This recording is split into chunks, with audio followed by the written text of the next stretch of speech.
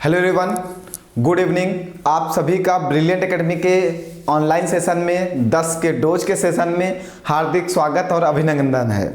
आप सभी लोगों का बहुत बहुत शुक्रिया जो आप लगातार 10 का डोज का बिल्कुल साथ दे रहे हो, लगातार 10 के डोज के साथ जुड़े हुए हो। मतलब आपको 10 के डोज की अहमियत पता चल रही है, ये समझ पा रहे हो कि 10 का डोज आपके लिए क्यों इम्पॉर्टेंट है।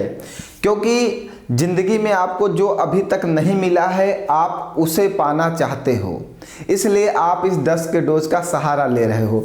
2 लाइनें हमने आज लिख रखी हैं आपके लिए, बहुत ही अच्छी लाइनें हैं। अगर आप कुछ ऐसा पाना चाहते हो, अगर आप कुछ ऐसा पाना चाहते हो जो आज से पहले आपको कभी नहीं मिला, अगर आप कुछ ऐसा पाना चाहते हो जो आज से पहले आपको कभी नहीं मिला, तो आपको अब ऐसा कुछ करना होगा, तो आपको अब ऐसा कुछ करना होगा जो आज से पहले आपने कभी नहीं किया, जो आज से पहले कभी आपने नहीं किया।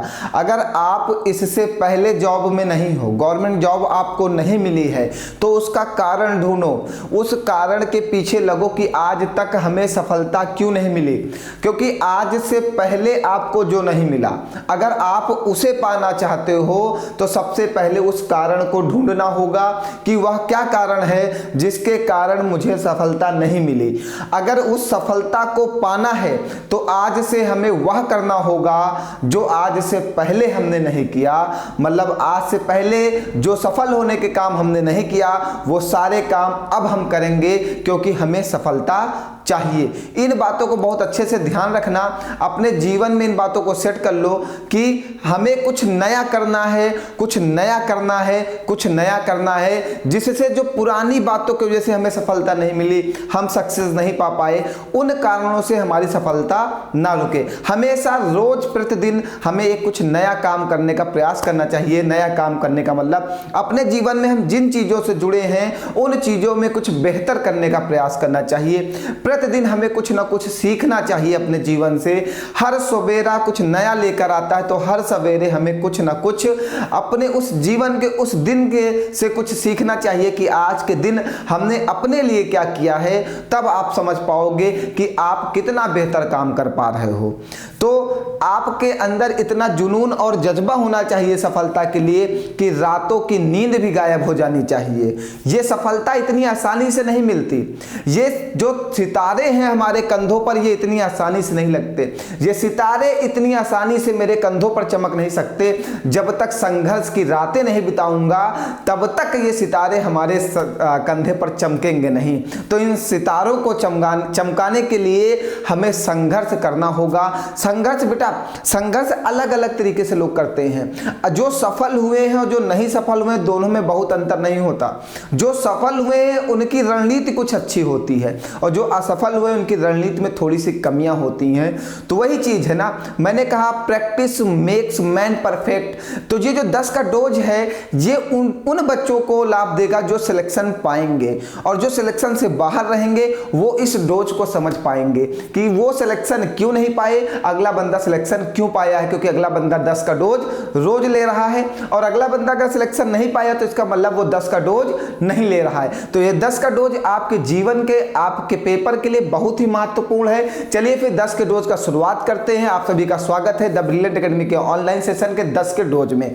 चलिए 10 के डोज के कुछ बेहतरीन क्वेश्चंस के साथ मुलाकात करते हैं और पढ़ाई को बिल्कुल बेहतरीन एक नया रूप देते हैं। 10 का डोज का मतलब है हमारे जीवन में रोज कुछ ना कुछ नया होना चाहिए। ठीक है, चलिए आइए 10 के डोज की शुरुआत करते हैं। सबसे पहले सबसे छोटा सा प्रश्न लिया गया। ये बहुत ही छोटा सा प्रश्न है कि निम्नलिखित में कौन सी एक अभाज्य संख्या है। एक संख्या कौन सी है जो प्राइम नंबर है। बहुत ही आसान प्रश्न है, जल्दी से सभी लोग कमेंट करके बताइए कि इसमें एक संख्या, एक नंबर ऐसा कौन सा जो प्राइम नंबर है। प्राइम नंबर बेटा वह नंबर जो 1 से बड़ा हो, 1 से बड़ा वह नंबर जो स्वयं और 1 के अलावा किसी अन्य नंबर से विभाजित ना हो। क्या? वह नंबर जो 1 से बड़ा हो और 1 से और स्वयं के अलावा किसी अन्य नंबर से विभाजित ना हो, वो क्या कहलाता है? प्राइम नंबर कहलाता है। तो प्यारे बच्चों, इसमें प्राइम नंबर कौन सा नजर आ रहा है आपको? 89। देखिए ये जो 54 है ये 2 से डिविजिबल है, 68 भी 2 से डिविजिबल है, 39 भी 3 से डिविजिबल है, 89 किसी भी नंबर से डिविजिबल नहीं है, या एक और स्वयं के अलावा किसी अन्य संख्या से विभाजित नहीं होगा 89, इसलिए हमारा प्राइम नंबर क्या है 89 है। अभाज्य संख्या क्या है प्यारे बच्चों 89 है। आगे बढ़ें, बहुत ही आसान प्रश्न था, बहुत ही सिंपल था। अगला प्रश्न कह रहा है कि x का न्यूनतम मान क्या होगा ताकि संख्या 8x 5 2 1 5 9 से विभाज्य हो। और हमने आपको बताया है 9 इज गॉड, मैथ के भगवान कौन है 9, क्योंकि 9 क्या फॉलो करता है डिजिटल सम। जितने लोगों ने डिजिटल सम की क्लास पढ़ी होगी उन्हें ये बात अच्छे से समझ में आएगी कि डिजिटल सम होता क्या है। डिजिटल सम में हम संख्याओं को ऐड करते हैं और जहां पे 9 बनता है उसे हम कैंसिल आउट कर देते हैं। ये नियम तभी लगता है जब 9 कुछ समझ में आ रहा हो।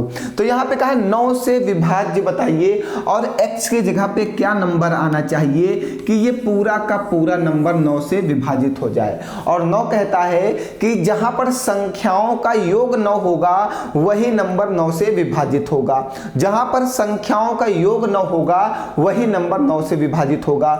मीन्स हमें संख्याओं का योग क्या बनाना है 9 बनाना है, और जहां पे भी 9 बने ऐड करते वक्त वहां पे कैंसिल आउट कर देना, यही डिजिटल सम कहलाता है। तो देखिए 8 और 1 9 कट गया, 5 2 7 5 2 7 और 7 5 12, 12 को फिर से ऐड करो 12 बनेगा, 12 को फिर से ऐड करो 2 1 3, 3 में क्या नंबर ऐड कर दिया जाए कि ये 9 बन जाए। ऑप्शन में देखिए 6 है, 3 में क्या नंबर ऐड कर दिया जाए कि ये 9 बन जाए, और 6 3 9, ये आगे आपका आंसर। ये फॉलो करता है डिजिटल सम।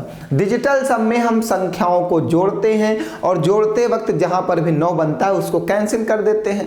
तो सबसे पहले 8 1 9 बनेगा, फिर 5 2 7 और 7 5 12, 12 को जोड़ दोगे फिर से, डिजिटल सम में एक अंक की संख्या बनाते हैं, तो 12 को फिर से ऐड करोगे 2 1 3, और 3 में जब 6 जोड़ोगे तो 6 3 9, ये कैंसिल आउट हो जाएगा।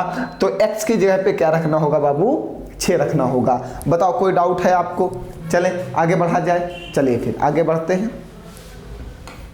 आइए, कह रहा यदि किसी आयत की, एक आयत दिया गया, यदि किसी आयत का परिमाप 50 सेंटीमीटर है, आयत का परिमाप दिया गया, पेरीमीटर दिया गया कितना 50 सेंटीमीटर, और उसके विकर्ण डायगोनल की लंबाई दी गई 23 सेंटीमीटर, और आयत का क्षेत्रफल एरिया पूछा है। ठीक है, चलो हम एक फार्मूला बता रहे हैं, इस फार्मूले को बाबू हमेशा ध्यान रखिएगा, कभी कभी सॉल्ट ट्रिक पेपर में नहीं लगती, और इस क्वेश्चन में सॉल्ट ट्रिक नहीं लगेगी क्योंकि ये एसएससी जीडी के पेपर में आए। इसकी सॉल्ट ट्रिक भी बहुत अच्छी है, हमने ऑफलाइन बैचेस में पढ़ाया है उस सॉल्ट ट्रिक को, लेकिन वो सॉल्ट ट्रिक इस प्रश्न में नहीं लगेगी।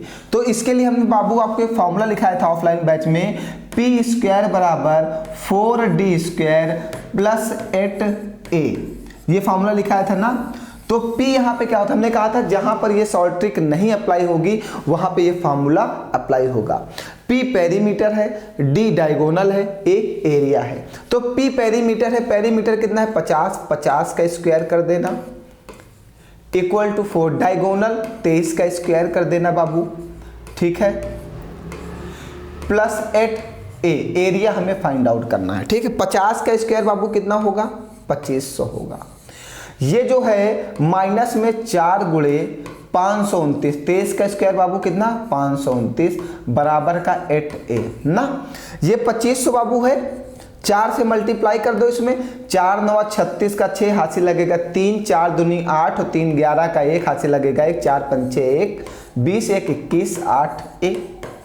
ठीक है बाबू, चलो अब बाबू इसको माइनस करो, 2500 से 2100 घटाओगे तो 400 बचेगा, और 400 से 16 घटा दोगे तो बेटा 384 बचेगा, और 8 इधर डिविजिबल में आ जाएगा, ए आ जाएगा।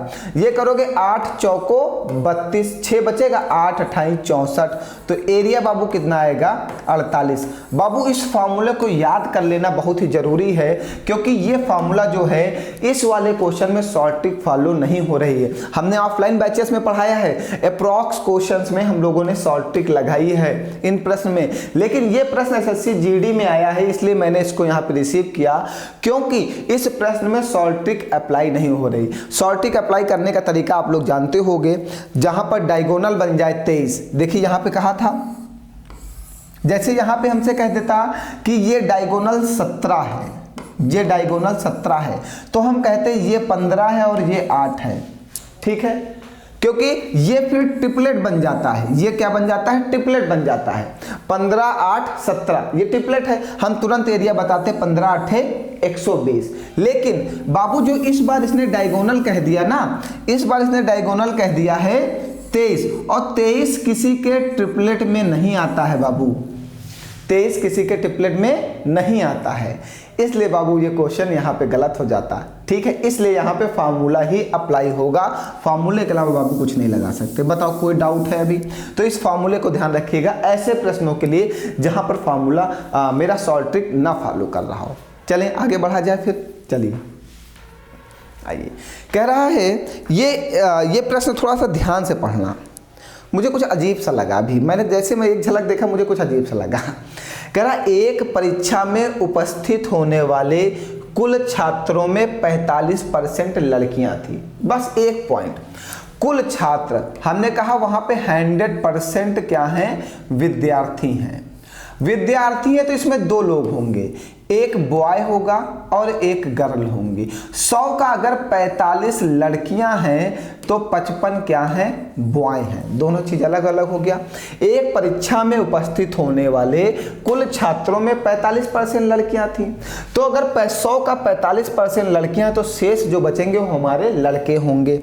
अब आगे लाइन में क्या कहा, बहुत अच्छे से समझते चलिएगा। इस परीक्षा में 75% लड़के और 80% लड़कियां उत्तीर्ण हुई, मतलब पास हुए। इसका 45 लड़कियों का 80% क्या हो गए हैं? पास हुए हैं। तो पास हुए तो उनको लिखो कितने पास हुए हैं? 80% निकाल के 1 0 से 1 0 कटेगा।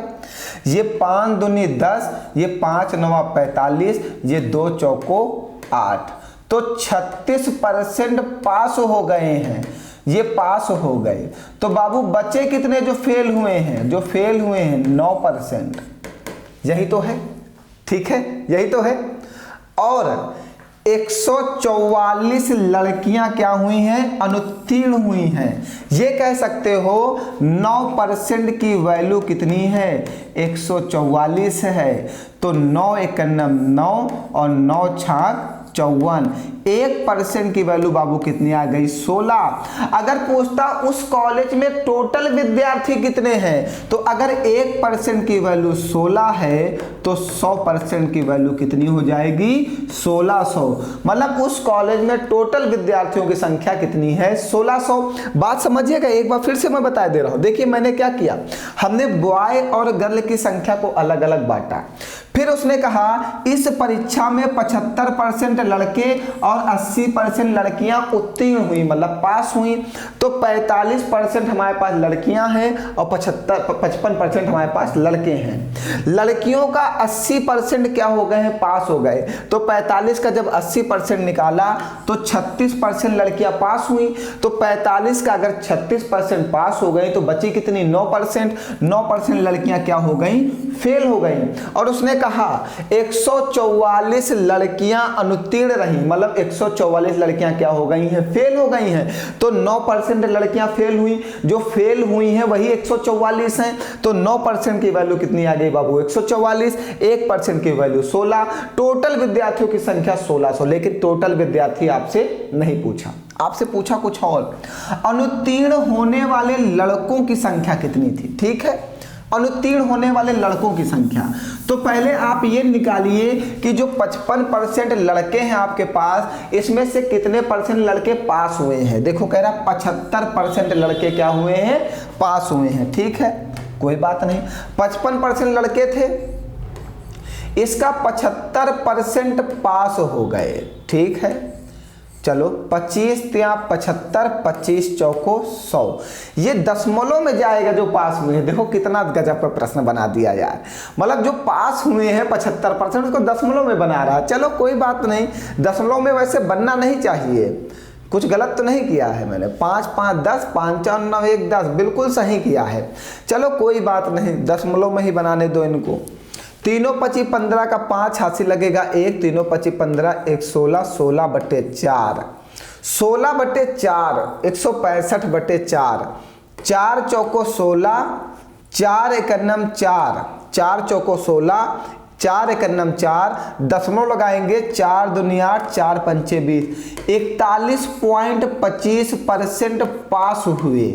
तो टोटल 55% थे हमारे पास, उसका 41.25% पास हो गए।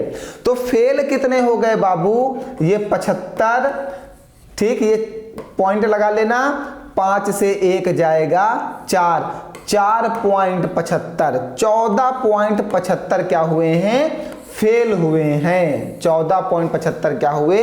फेल हुए हैं। कितना गजब का क्वेश्चन बनाया है, मतलब 14.75 पे वैल्यू बना दिया। चलो ठीक है, 1% की वैल्यू आपके पास है ना, तो 14.75 में जरा से 16 का मल्टीप्लाई करके देखो आंसर आ रहा है या नहीं आ रहा।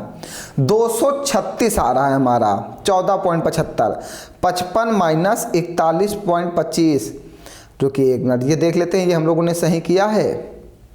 13.75, चलो ये हम लोग ने गलत माइनस किया है। 13.75 और 13.75 में आप 16 का मल्टीप्लाई करोगे तो इसमें आंसर आ रहा होगा 220। आ गया, देखो है ऑप्शन में। वाह, इतना कैलकुलेटिव प्रश्न। देखो थोड़ा सा हमने मिस्टेक किया माइनस करने में और आंसर हमारा गलत हो गया था। ठीक है, तो 55% से 41.25% घटाओगे आएगा 13.75। 1% की वैल्यू 16 है। ये बच्चे वे हैं जो फेल हुए हैं, वे लड़के हैं जो फेल हुए हैं। फेल कितने हुए? 13.75 फेल हो गए। 1% की वैल्यू 16, तो 13.75 की वैल्यू कितनी? 220। तो 220 लड़के क्या हुए? फेल हुए। मोस्ट इंपॉर्टेंट और मोस्ट यूनिक प्रश्न, बहुत ही डिफरेंट, बिल्कुल अलग। अभी तक की ऐसा प्रश्न कभी नहीं मिला हमें। एसएससी जीडी में आया हुआ प्रश्न है ये, अभी तक हमें ऐसा प्रश्न कभी नहीं मिला। पहली बार एसएससी जीडी में ऐसा प्रश्न मिला। बहुत ही अच्छा प्रश्न है।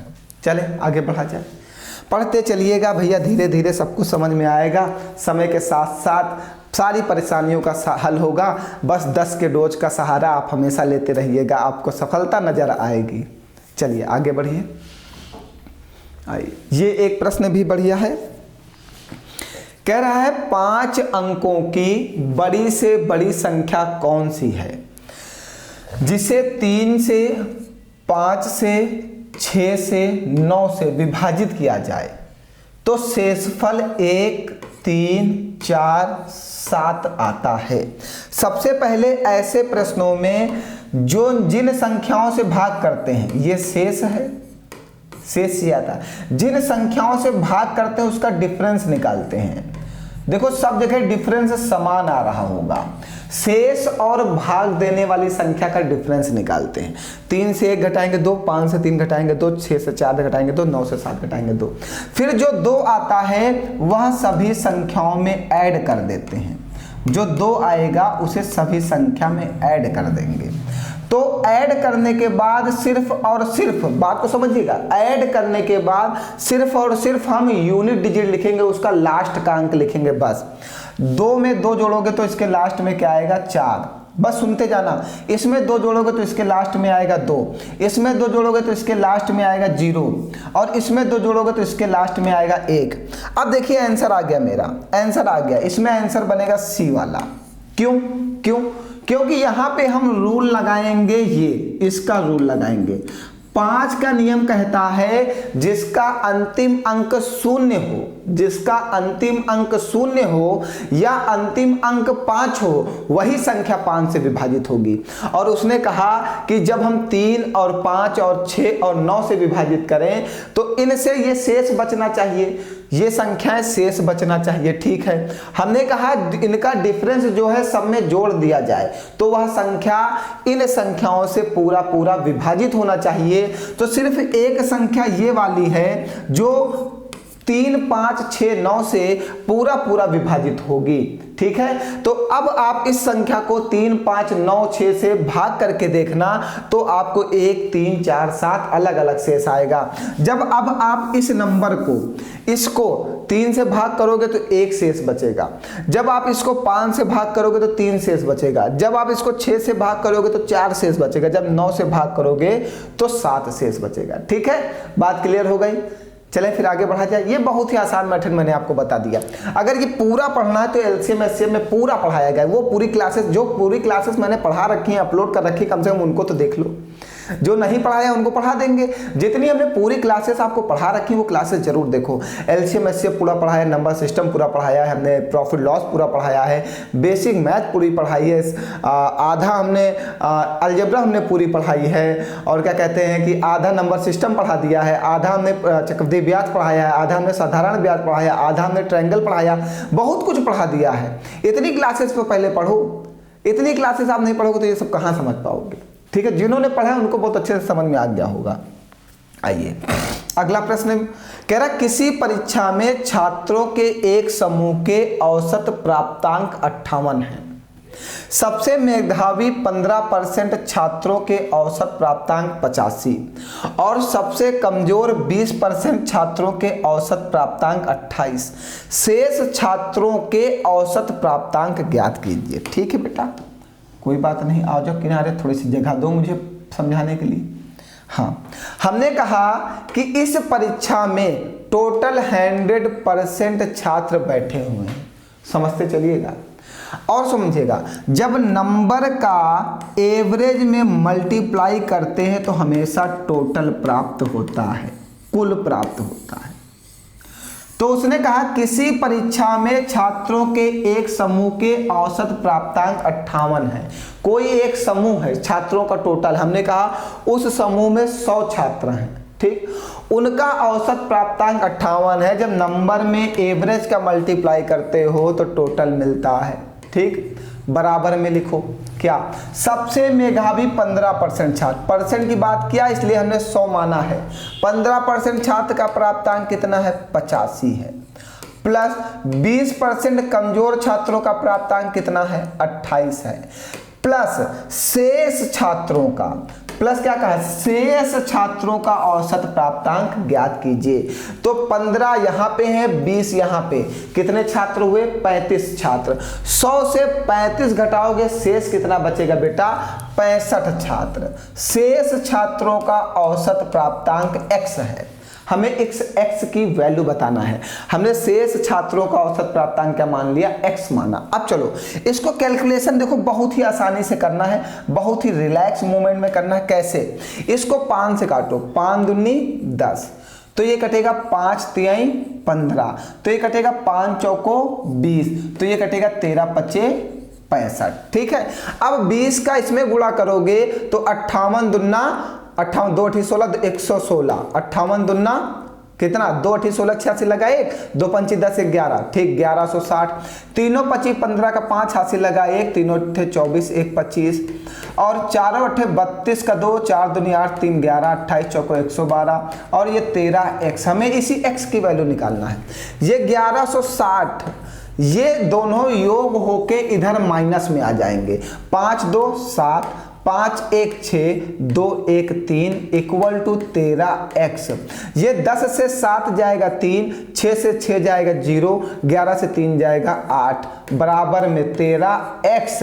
13 से कटेगा 13 पचे 65, 13 पचे 65, 13 छंग 78, 78, 13 छंग 78, 2 बचेगा, 13 पचे 65, अच्छा 13 छंग 78, फिर यहाँ पे कुछ हमने कैलकुलेशन गलत किया है। चलो एक बात देख लेते हैं। 2 8 16 का 6 हाथ से लगा 1, 2 5 10 1 11 1160, 3 5 15 का 5 हाथ से लगा गया 1, 3 8 24 1 25, 4 8 32 का 2 हाथ से लगेगा 3, 4 2 8 3 11, फिर ये 5 2 7, ये 5 1 6, ये 2 1 3, ये 1 हासिल दिया। अच्छा यहीं पे गलत किया, देखा मैंने यहीं पे गलत, मुझे पता था क्योंकि कट नहीं रहा था, इसका मतलब कहीं पे गलत किया। चलो ये 1 हासिल दिया, 10 से 7 जाएगा 3, यहाँ पे 5 बचा, 1 हासिल दोगे 15 से 6 जाएगा 9, यहाँ पे 10 बचा, 10 से 3 जाएगा कितना आएगा 7।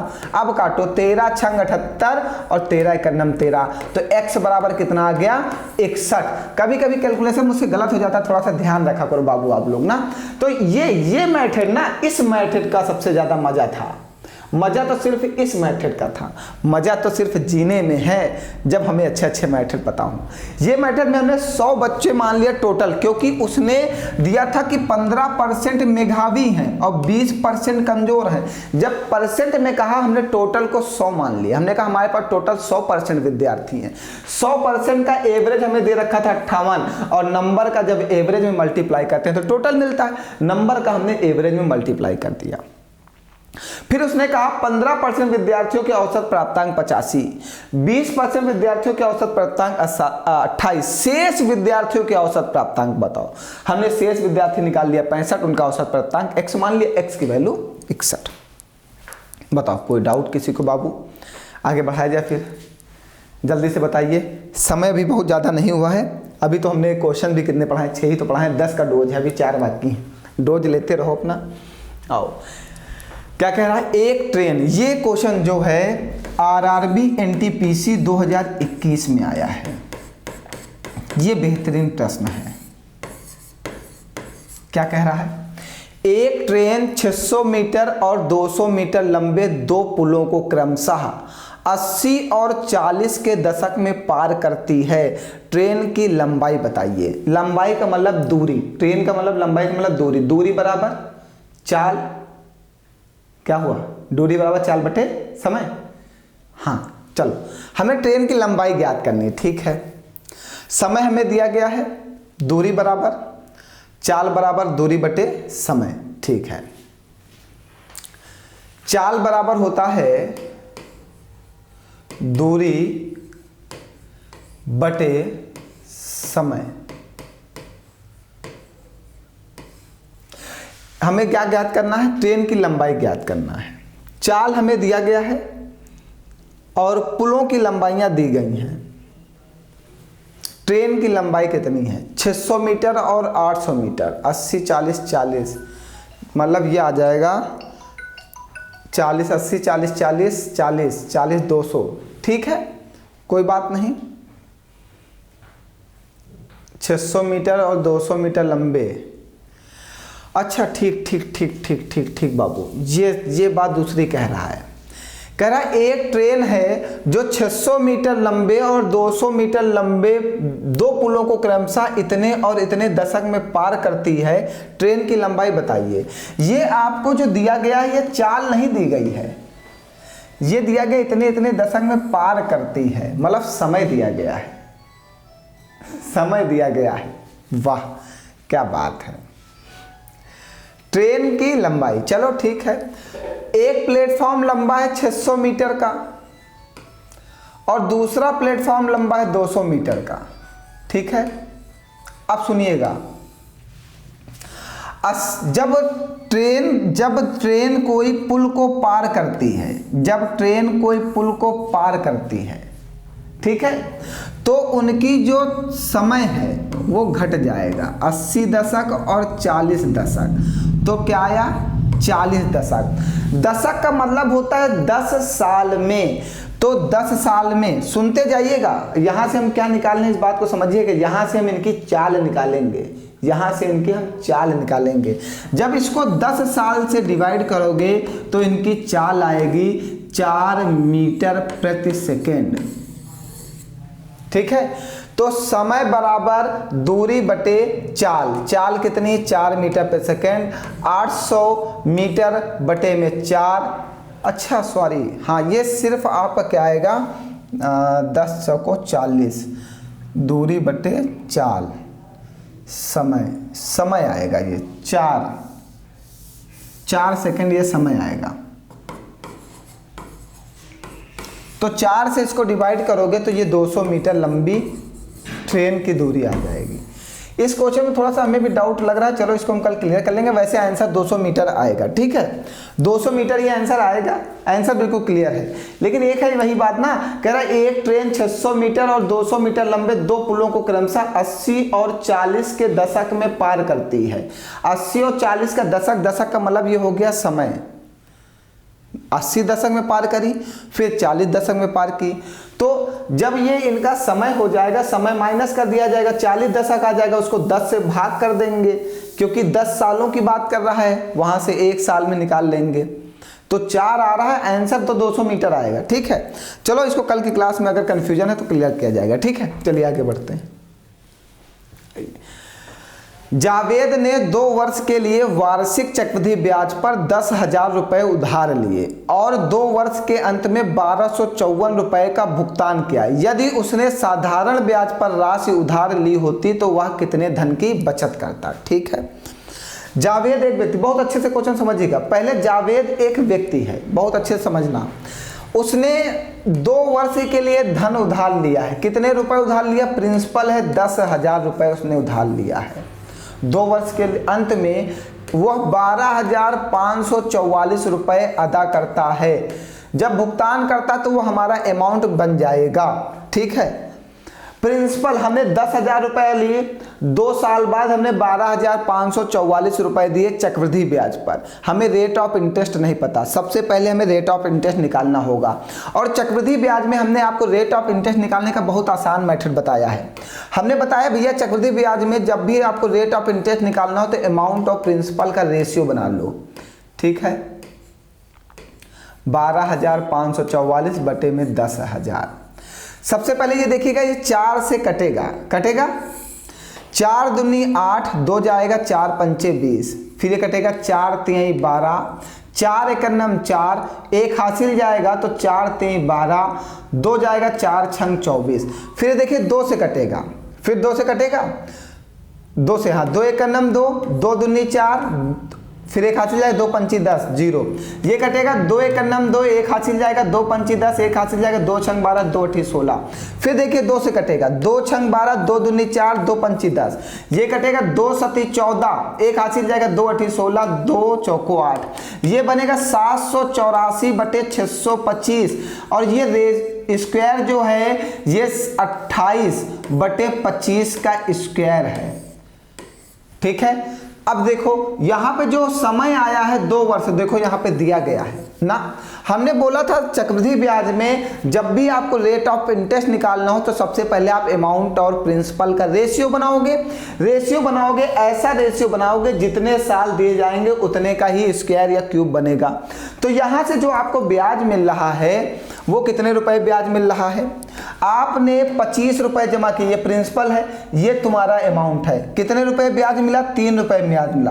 ब्याज गुणे 100 बटे में प्रिंसिपल, 25 चौको 100, 4 3 12, मतलब रेट ऑफ इंटरेस्ट आ गया 12%। आप सुनते जाना, बहुत ही अच्छा क्वेश्चन को रोटेट किया है। अब रेट ऑफ इंटरेस्ट आया, फिर क्या कह रहा है? यदि उसने साधारण ब्याज पर राशि ली होती, यही राशि साधारण ब्याज बराबर मूलधन, यही राशि मूलधन, यही दर 12%, मूलधन गुणे दर गुणे समय, यही समय बटे में 100, तो वह कितने रुपए ब्याज देता? 12 दूना 24, तो वह 2400 रुपए ब्याज देता। और चक्रवृद्धि ब्याज पे वो कितना ब्याज दे रहा था? वो चक्रवृद्धि ब्याज पे कितना ब्याज दे रहा था? 10,000 रुपए लेके वो 12,544 दे रहा था, मतलब यहाँ पे वो ब्याज दे रहा था 2544 रुपए। यहाँ पे वो ब्याज दे रहा था 2544 रुपए। तो कहा तो वह कितने धन की बचत करता? अगर वह धन चक्रवृद्धि ब्याज पे वह उधार लेता है तो वह ब्याज देता है 2544 रुपए, और जब साधारण ब्याज पे लेता है तो वह ब्याज देता है 2400 रुपए। तो वह कितने धन की बचत किया? 2544 माइनस 2400, मतलब कितना 144 रुपए की बचत करता। ये आंसर आ गया। अब आप कहोगे sir ji rate of interest निकालने की जरूरत क्या थी, हमें समय बर्बाद किया। बेटा बिना रेट ऑफ इंटरेस्ट निकाले हम साधारण ब्याज वाले फार्मूले से इसका ब्याज नहीं निकाल सकते थे, इसलिए हमारा समय बर्बाद करना जायज था। और जो रेट ऑफ इंटरेस्ट है वो अमाउंट ऑफ प्रिंसिपल के रेशियो से ही निकालना जल्दी निकल के आएगा। ठीक है बेटा, इस बात को समझो। ऐसे मैं कोई काम नहीं कर रहा हूं कि मैं कोई फ्री बैठा हूं जो इतना लॉन्ग सॉल्व करूंगा, इतना कैलकुलेशन करूंगा। हाँ, इसीलिए मैंने किया क्योंकि बाबू ये देखना था ना कि यहाँ पे रेट ऑफ इंटरेस्ट जब तक नहीं पता चलेगा आप साधारण ब्याज से ब्याज नहीं निकाल सकते हो, क्योंकि इसमें रेट ऑफ इंटरेस्ट नहीं दिया गया है। ठीक है, समझ गए बात को। तो इसमें पूछा था कि अगर आप चक्रवृद्धि ब्याज की जगह साधारण ब्याज पे धन उधार लेते तो कितने रुपए बचा लेते। तो चक्रवृद्धि ब्याज पे आप 10,000 रुपए उधार लेते हो तो 12,544 देते हो, तो आप ब्याज देते हो कितना 2,544 रुपए। और साधारण ब्याज पर जब 10,000 रुपए उधार लेते हो तो ब्याज देते हो 2,400 रुपए, तो कितने रुपए बचते 144 रुपए। मतलब किस धन पर उधार लेना उचित है ये भी समझो। जब भी आप किसी से उधार लो तो चक्रवृद्धि ब्याज पे उधार मत लो, साधारण ब्याज पे उधार लो। बात समझे, किस पे उधार लोगे, साधारण ब्याज पे। चक्रवृद्धि ब्याज पे हमेशा ब्याज ज्यादा देना होता है। चलो आगे बढ़ा जाए। आइए, एक राशि, ये देखिए फिर से वही प्रश्न है। यहां पे कहा है रेट ऑफ इंटरेस्ट ज्ञात करो। कह रहा है एक राशि के लिए ब्याज की दर ज्ञात कीजिए जो 4 वर्षों में वार्षिक चक्रवृद्धि ब्याज से इतने इतने गुना हो जाती है। कितना हो जाती है, 14,461 बटे में 10,000। भैया आप समझो ये अमाउंट है, ये प्रिंसिपल है। और कितने वर्ष की बात किया है, 4 वर्ष की बात किया है। कितने वर्ष की बात किया बाबू, 4 वर्ष की। ये जो लिखा है 11 बटे 10 की पावर 4 लिखा है। देखो 10 की पावर 4 का मतलब 10,000, 11 की पावर 4 का मतलब 14,461। ये आपको ध्यान होना चाहिए।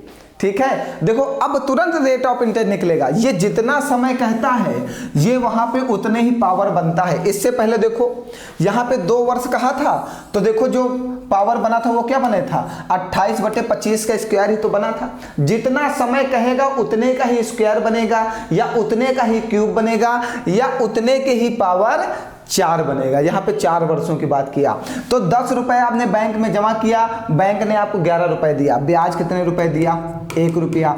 आपको रेट ऑफ इंटरेस्ट बताना है। रेट ऑफ इंटरेस्ट बराबर होता है ब्याज गुणे 100 बटे में प्रिंसिपल 10,100, मतलब आपको 10% ब्याज देना है। ये देखिए ये SSC GD का आया हुआ प्रश्न है 2023 के पेपर में, इसी बार आया है। इसके ऊपर काम करिएगा बाबू। ठीक है, समझ गए बातों को मेरी, समझ रहे हो सब लोग, कोई डाउट तो नहीं है। तो चक्रवृद्धि ब्याज अगर नहीं समझ में आता तो चक्रवृद्धि ब्याज की क्लास देखो, ऐसे कहने से थोड़ी कुछ होगा। हाँ, पहले आप क्लास देखो। अच्छा, थोड़ा सा मन उब रहा है, कुछ सुनना चाह रहे हो, चलो देखते हैं। एक आध शायरी आज फिर लेके आए हैं आपके लिए, बहुत अच्छे से समझिएगा, आपका मन भी लगा रहे पढ़ाई में, और मन को भटकने मत देना, क्योंकि नौकरी चाहिए। कभी हंसी मजाक ठीक है, अपनी जगह है, वो तो ठीक है, हंसी मजाक करना अपनी जगह है और पढ़ाई अपनी जगह है। चलिए सुनिएगा। खुदा से क्या मांगूं तेरे वास्ते, खुदा से क्या मांगूं तेरे वास्ते, सदा खुशियां रहें तेरे रास्ते। खुदा से क्या मांगूं तेरे वास्ते, सदा खुशियां हों तेरे रास्ते। क्या मांगूं, खुदा से क्या मांगूं तेरे वास्ते, सदा खुशियां हों तेरे रास्ते। हंसी तेरे चेहरे में, हंसी तेरे चेहरे पे रहे इस तरह, हंसी तेरे चेहरे पर रहे इस तरह, खुशबू फूलों का साथ निभाती है जिस तरह। हंसी तेरे चेहरे पर रहे इस तरह, खुशबू जैसे साथ निभाती है फूलों का जिस तरह। ठीक है, तो इस बात को ध्यान रखिएगा। तुम्हारे लिए मैं कुछ नहीं मांग सकता, बस मैं खुदा से यही मांगूंगा कि तुम्हारा जो भविष्य है वो बहुत ही ज़्यादा उज्जवल हो, जल्दी से जल्दी तुम्हें गवर्नमेंट जॉब मिले। मैं तो यही मांगूंगा भगवान से। जब भी मैं पूजा पाठ करूंगा सबसे पहले भगवान से प्रार्थना करूंगा कि हमारे जितने भी विद्यार्थी हैं उन सभी को जल्दी से जल्दी सफलता मिल जाए और उनके चेहरे पर हमेशा मुस्कुराहट बनी रहे, कभी भी वो टेंशन में ना आए। ठीक है, आप समझ गए हो। चलें फिर बढ़ा जाए आगे। आगे आइए, अगला प्रश्न लेते हैं जल्दी से। 10वां प्रश्न है, कह रहा है ए और बी ने समान अवधि के लिए समान राशि उधार ली। ए ने 8% की वार्षिक दर पर साधारण ब्याज पर उधार ली, बी ने अर्धवार्षिक 5% चक्रवृद्धि ब्याज पर उधार ली। एक वर्ष के अंत में बी के ब्याज के साथ ए के ब्याज का अनुपात क्या होगा। ठीक है, एक बी के ब्याज के साथ ए के ब्याज का अनुपात बताना है। ए ने किस पे उधार लिया ये बताओ। ए ने लिया है साधारण ब्याज पे और बी ने लिया है चक्रवृद्धि ब्याज पे। इन्होंने 8% और इन्होंने 5%, दो तरीके से लिया। देखो, साधारण ब्याज प्रत्येक वर्ष समान रहता है, लेकिन चक्रवृद्धि ब्याज प्रत्येक वर्ष समान नहीं रहता। लेकिन इन्होंने जो कहा है, इसने जो 8% वार्षिक दर से साधारण ब्याज उधार लिया है, एक वर्ष के अंत में ब्याज का अनुपात बताना है, तो एक वर्ष का साधारण ब्याज 8% होगा। चक्रवृद्धि ब्याज भी एक वर्ष का 5% होगा। लेकिन क्वेश्चन ने थोड़ा सा चेंज किया चक्रवृद्धि ब्याज पर। क्या चेंज किया? अर्धवार्षिक मतलब एक वर्ष में 2 अर्धवार्षिक होते हैं। तो ये जो 5% है ये लिया कैसे गया? 6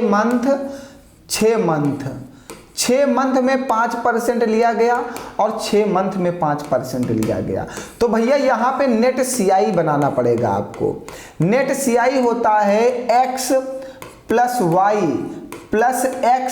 वाई इंटू अपॉन 100, तो 5 5 10 10.25%। मतलब जो बी ने ब्याज लिया है तो वह 10.25% ब्याज देगा एक वर्ष के अंत में। बी जो ब्याज देगा वो 10.25% देगा एक वर्ष के अंत में, और ए जो है 8% देगा ब्याज एक वर्ष के अंत में, क्योंकि उसने साधारण ब्याज पे लिया है और चक्रवृद्धि ब्याज पे उन्होंने अर्धवार्षिक लिया है। अगर वार्षिक लेता तो 5% लगता, अर्धवार्षिक लिया इसलिए 10.25% ब्याज देना होगा। इन्हीं के दोनों के ब्याज का रेशियो बनाना है 10.25:8। यहां से दशमलव हटाओगे 2 जीरो लग जाएंगे। चलो काटो, 5 दूनी 10, 0 पचहम 25, 5 एक 5, 5 छक्का 30, ये 5 चौको 20, 5 एक 5, ये 5 ते 15, 5 दूनी 10,